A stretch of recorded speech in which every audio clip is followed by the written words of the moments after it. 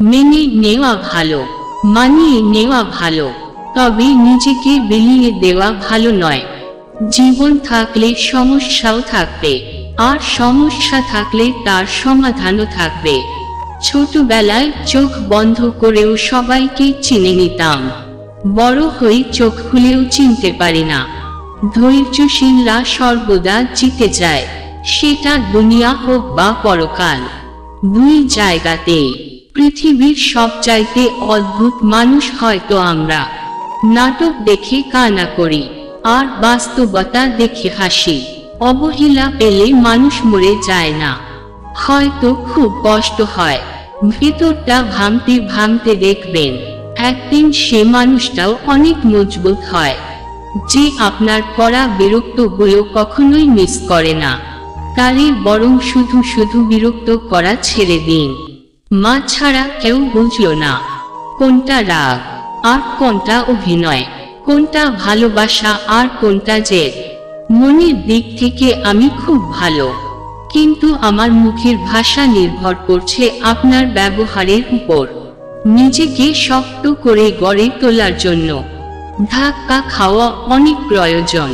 বইকে ভালোবাসা মানুষগুলো বৃদ্ধ বয়সেও একা থাকে না, কারণ পরিজনরা ছেড়ে গেলেও বই তাদের ছেড়ে যায় না। ঘৃণা করা সহজ, ভালোবাসা কঠিন।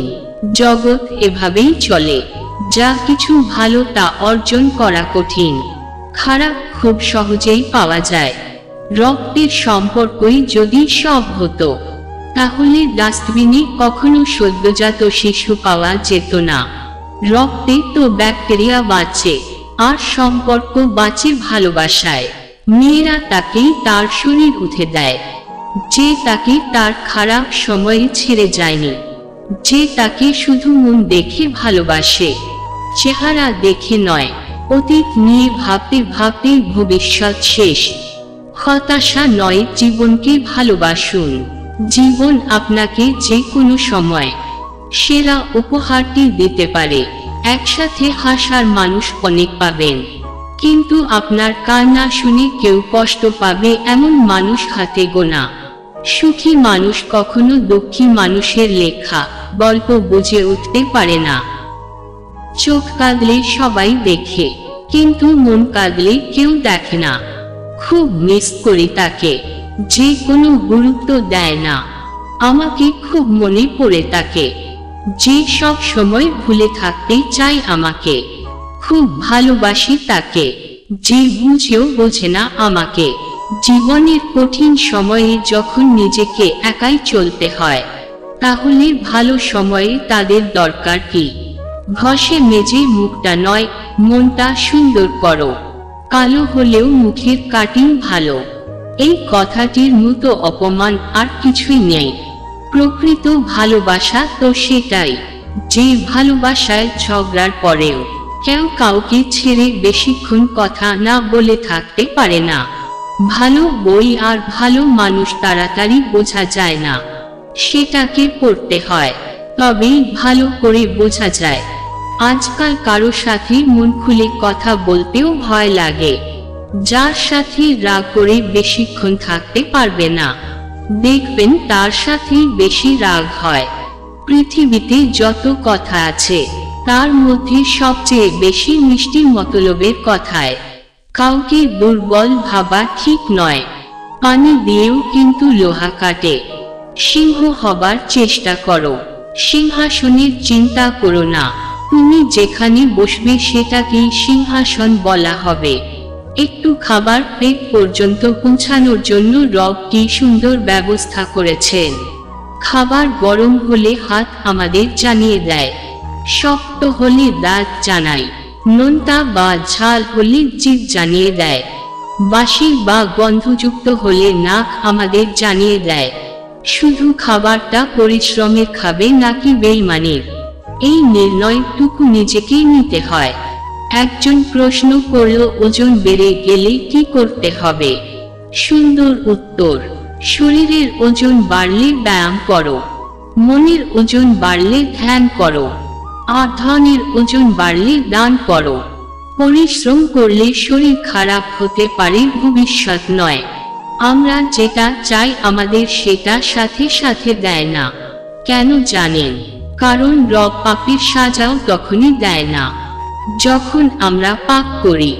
যে সময়টা চলে গেছে সেটা নিয়ে ভেবো না, আর যে সময়টা বেঁচে আছে সেটা বরবাদ করো না। বর্তমানে সম্পর্ক মানুষের সাথে মানুষের নয়, মানুষের সাথে স্বার্থের হয়। যেখানে স্বার্থ আছে সেখানে সম্পর্ক আছে। স্বার্থ শেষ তো সম্পর্ক শেষ। শুধু শান্তি খুঁজুন, কারণ আমাদের প্রয়োজন তো কখনো শেষ হবার নয়। কারোর সাথে যেমন ঘন্টার পর ঘন্টা কথা বলতে পারি, তেমন কেউ আত্মসম্মানে আঘাত করলে তার সাথে ঘন্টার পর ঘন্টা, দিনের পর দিন, মাসের পর মাস, বছরের পর বছর কথা না বললেও থাকতে পারি। সত্যিটা হলো এটাই যে সুখের ভাগীদার সবাই হতে চায়, কিন্তু দুঃখ, কষ্ট এবং পাপের ভাগীদার কেউ হতে চায় না। কয়েকটি বাস্তব সত্য কথা।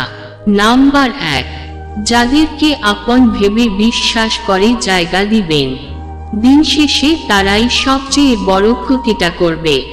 নাম্বার 2, নিজের চেয়ে বেশি প্রায়োরিটি কাউকে দিতে নাই, দিন শেষে তারাই আপনাকে ছেচড়া বলে প্রমাণ করে চলে যাবে।